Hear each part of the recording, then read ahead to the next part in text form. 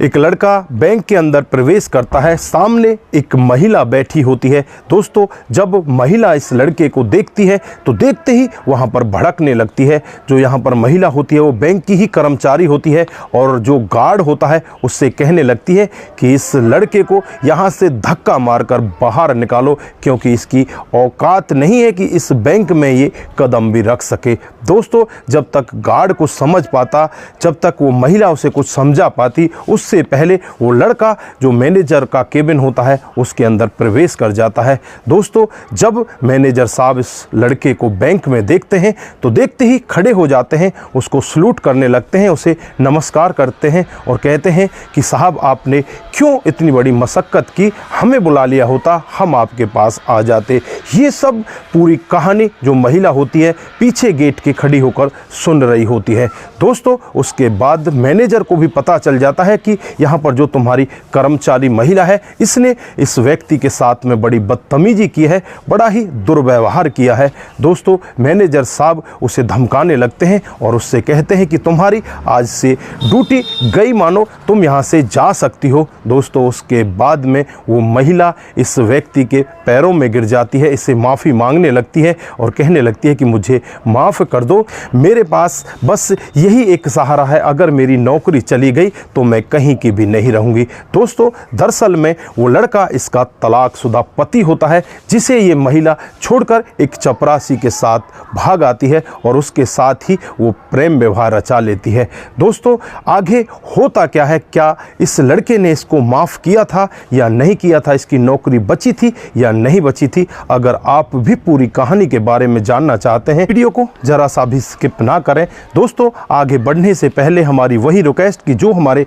Channel के साथ नए हैं कृपया करके चैनल को फॉलो कर लीजिए, बेल आइकन को जरूर प्रेस कीजिए। नमस्कार, जय हिंद। आप देख रहे हैं APH न्यूज़ राहुल रावत के साथ। तो दोस्तों, आज की जो हकीकत की घटना बताने जा रहा हूँ ये एक लड़का और एक लड़की की है, जिसमें लड़के का नाम रवि होता है और लड़की का नाम निशा होता है। दोस्तों, जो रवि होता है वो उतना ज़्यादा पढ़ा लिखा नहीं होता, लेकिन जो निशा होती है वो पढ़ी लिखी होती है। इन दोनों की शादी हो जाती है और शादी होने के बाद दूल्हा दुल्हन अपने घर पर आराम से रहने लगते हैं। जो यहाँ पर रवि होता है वो ज़्यादातर दिहाड़ी मजदूरी का काम किया करता है। वो अपनी पत्नी निशा से कहता है कि तुम पढ़ी लिखी हो, तुम चाहो तो एक ऑफिसर भी बन सकती हो, मैं तुम्हारे लिए अपनी तन मन धन से पूरी मेहनत करूंगा, जो तुम चाहोगी वो तुम्हें मैं पढ़ाई दिलाऊंगा, तुम पढ़ लिख लो और पढ़ लिख कर कोई ऑफिसर बन जाओ। दोस्तों, होता भी कुछ ऐसा ही है। यहाँ पर निशा भी तैयार हो जाती है और निशा पढ़ने लिखने लगती है। दोस्तों, पढ़ लिख कर निशा एक बैंक में क्लर्क लग जाती है। दोस्तों, क्लर्क लगने के बाद अब निशा के हाव भाव बदलने लगते हैं। उसे अपने पति का धन्यवाद करना चाहिए था, वो ऐसा नहीं करती, उसके तो हाव भाव भी बदलने लगते हैं। वो अपने पति से कहने लगती है कि तुम करते ही क्या हो, तुम्हारे पास काम ही क्या है, तुम तो बस मेरे पैसे पर ही पल रहे हो, तुम्हारा परिवार मेरे पैसे पर पल रहा है। दोस्तों, वो उस रवि के एहसानों को भूल जाती है जो दिहाड़ी मजदूरी करके उसकी पढ़ाई के लिए अपने पेट को काट काट कर वहाँ पर पैसा इकट्ठा करता और उसे पढ़ा लिखा कर एक ऑफिसर बना देता है। दोस्तों, यहाँ पर निशा ये सब कुछ भूल जाती है।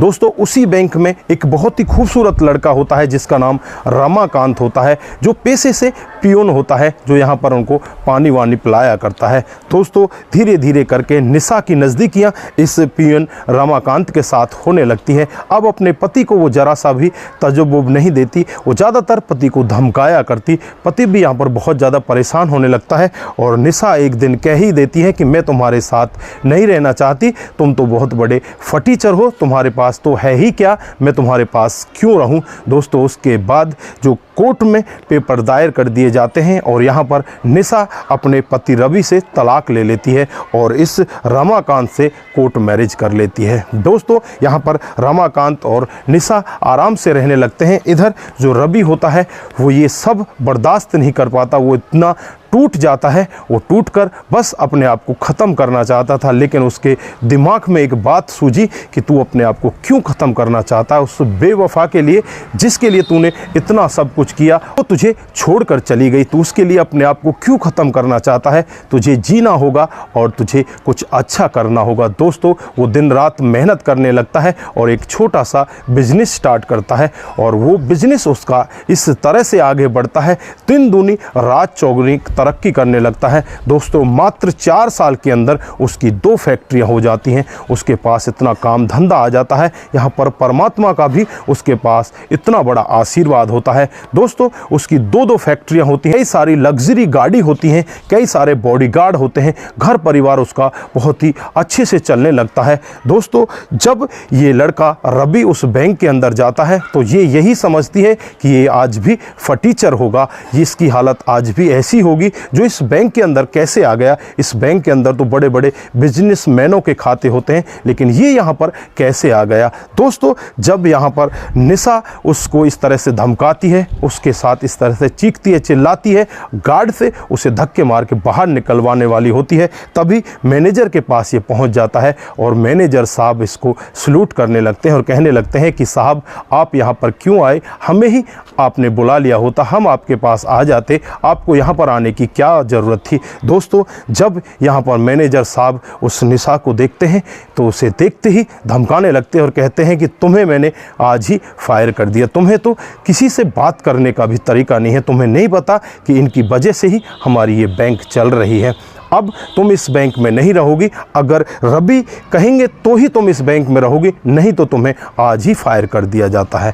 दोस्तों यहाँ पर वो निशा बहुत ज़्यादा टूट जाती है और जो अपना तलाकशुदा पति उसका होता है उसके चरणों में गिर जाती है, लेकिन यहाँ पर वो उससे कुछ नहीं कहता, अपनी गाड़ी में बैठकर वहाँ से चुपचाप अपनी कंपनी में चला जाता है। दोस्तों यहाँ पर मैनेजर साहब उसे सख्त आदेश दे देते हैं, जब तक रवि तुम्हें माफ़ नहीं करेंगे तब तक हम तुम्हें दोबारा नौकरी पर नहीं रखेंगे। दोस्तों यहाँ पर निशा बहुत ज़्यादा टूट जाती है, वो अपने पति से भी बातचीत करती है, जो उसका फ़िलहाल पति होता है, जो पियून था रमाकांत, उससे बातचीत करती है और वो कहता है कि उसके पास ही जाओ, वो ही तुम्हें माफ़ कर सकता है, अगर उसने माफ़ नहीं किया तो तुम्हारी नौकरी नहीं रहेगी, फिर तुम किस काम की रहोगी। दोस्तों अब इस निशा की समझ में भी आने लगता है कि ये तो तेरी नौकरी के लिए तुझसे प्यार करता था, लेकिन तेरा पति तुझसे सच्चा प्यार करता था, तू आज उसके पास किस मुंह से जाएगी, किस मुंह से उससे माफ़ी मांगेगी, तू करेगी तो क्या करेगी, तूने खुद अपने पैरों पर कुल्हाड़ी मारी है। दोस्तों उसके बाद निशा वहाँ से एड्रेस लेती है और एड्रेस लेकर रवि की कंपनी में पहुँच जाती है। वहाँ पर एक बहुत बड़ा ऑफिस होता है, ऑफिस के सामने एक जो पहरेदार होता है वो खड़ा होता है। वहाँ पर जाकर निशा कहने लगती है कि मुझे आपके साहब रवि से मिलना है, तो वो मना कर देता है कि साहब अभी किसी से मिलना नहीं चाहते, वो मीटिंग में है।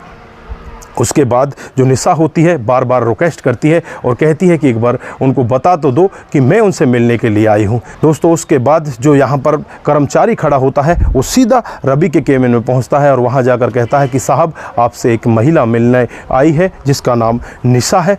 वो कहता है कि ठीक है, उसे बैठाओ, रिसेप्शन पर बैठाओ, मैं थोड़ी देर में आता हूँ, फिर मेरी केबिन में उसे भेज देना। दोस्तों उसके बाद वो थोड़ी देर के लिए बाहर जाते हैं और फिर वापस अपनी केबिन में आते हैं। दोस्तों वहाँ पर निशा पहुंच जाती है और जो बाकी लोग होते हैं उन्हें बाहर भेज दिया जाता है। दोस्तों यहाँ पर निशा रवि के पैरों में गिर जाती है और कहने लगती है कि मुझसे बहुत बड़ी गलती हो गई, मुझे माफ़ कर दो, नहीं तो मेरी नौकरी चली जाएगी, मैं करूँगी तो क्या करूँगी, मैं तो भूखी मर जाऊँगी, मुझे माफ़ कर दीजिए, मैं आपके हाथ जोड़ रही हूँ, आपके पैर पकड़ रही हूँ, मुझसे बहुत बड़ी गलती हो गई जो मैंने आपको नहीं पहचाना, आप तो बहुत ही भले मानस हो। दोस्तों पैरों में गिरकर इस तरह से रोने लगती है।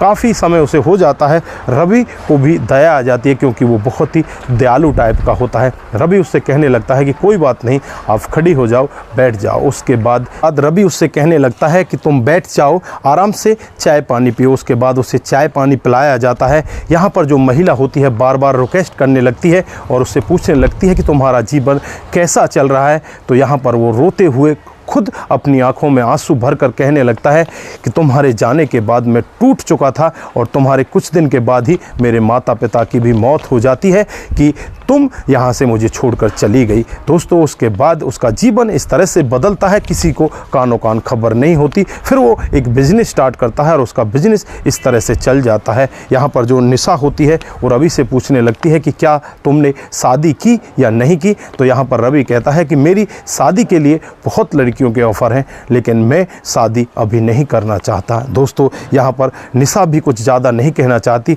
वो बस उसके चरणों में गिरकर माफ़ी मांगती है और उससे कहती है है कि मुझे माफ़ कर दीजिए, अगर आप कहोगे तो मेरी नौकरी मुझे वापस मिल जाएगी, लेकिन अगर आपने मना कर दिया तो मुझे नौकरी नहीं मिलेगी। दोस्तों यहाँ पर रवि तुरंत ही फ़ोन करते हैं और मैनेजर से कहते हैं कि इसकी नौकरी से वापस दे दो, मैं इसके साथ में कुछ गलत नहीं करना चाहता, इसने जो किया वो इसकी फितरत है, लेकिन मेरी फितरत ऐसी नहीं है कि मैं किसी के साथ में गलत करूं। दोस्तों उसके बाद वो उसके दोबारा पैरों की तरफ गिरने लगती है और यहाँ पर रवि उससे कहता है कि कोई बात नहीं, आप जाओ, अपने परिवार में खुश रहो। दोस्तों उसके बाद रवि भी एक अच्छी बिजनेसमैन के साथ अपनी शादी कर लेता है। दोस्तों फिर उनका जीवन बड़े अच्छे से कटने लगता है। अब जब भी रवि उस बैंक के अंदर जाता तो वो तलाकशुदा पत्नी उसके सामने खड़ी होती है। उसे हर बार अपनी गलती का एहसास होता है। वो यही सोचती है कि अगर मैं इसके साथ में इस तरह से गलत नहीं होती, मैं इसके साथ में गलत नहीं करती, तो आज मैं इसकी पत्नी होती और एक बिजनेसमैन की पत्नी होती, आज मेरे पास बहुत सारा धन दौलत होता। तो दोस्तों ये थी आज की सच्ची कहानी। आप लोग यहाँ पर क्या कहना चाहते हैं?